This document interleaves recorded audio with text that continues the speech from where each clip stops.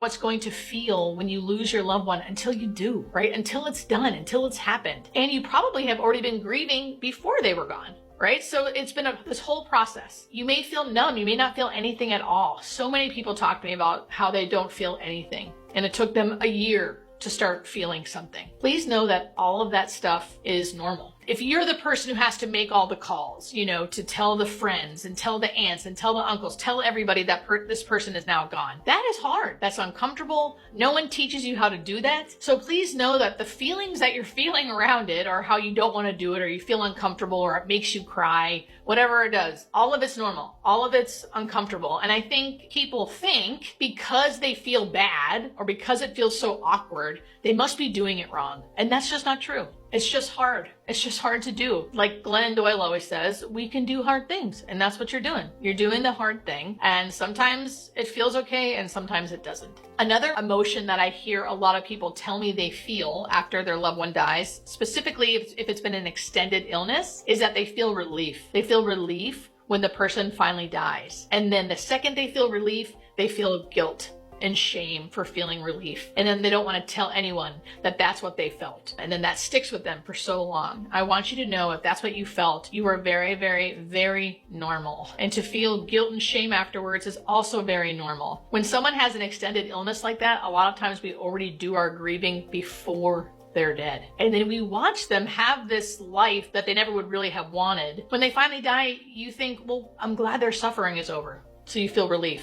And then you feel guilt and shame for feeling relief. Again, I'm just trying to describe these moments because this is what I hear my patients' families tell me. That's like the most common thing I hear. So if you have ever felt that, very, very normal. I think in general, what happens is people judge how they're doing this grieving thing. And the judgment causes them to feel even worse. Right? So like you're grieving this way, you're grieving that way, and then you're judging yourself for how you're grieving. I think I kind of liken it to when people have young children right in a row. So they have like one baby and then a second baby. And it's so hard. A lot of my friends always tell me how hard it is to have like two toddlers running around. And they automatically think because it's so hard that they must be doing something wrong. Or like, what's wrong with them? Why can't we get this right? This feels so hard. I feel like grieving is like that. Grieving is just hard and it's confusing and everyone does it differently and it feels bad sometimes. So when it feels bad, you automatically think, I must be doing this wrong. How come other people seem to get over things and I can't? Or how come my brother seems to be grieving differently than I am? How come they can talk about it, but I can't? Just know that all of these complicated things, again,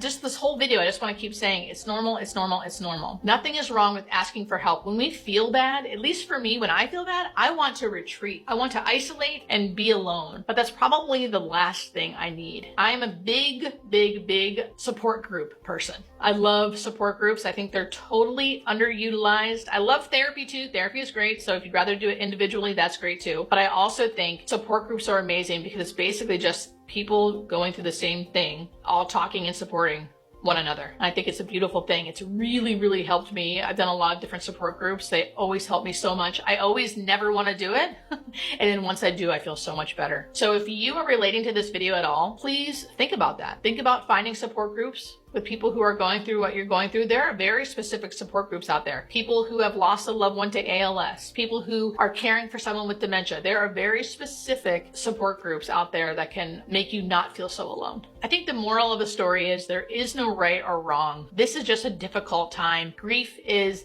difficult and you need to lean into that. You need to accept that, accept how you're grieving, and then ask for help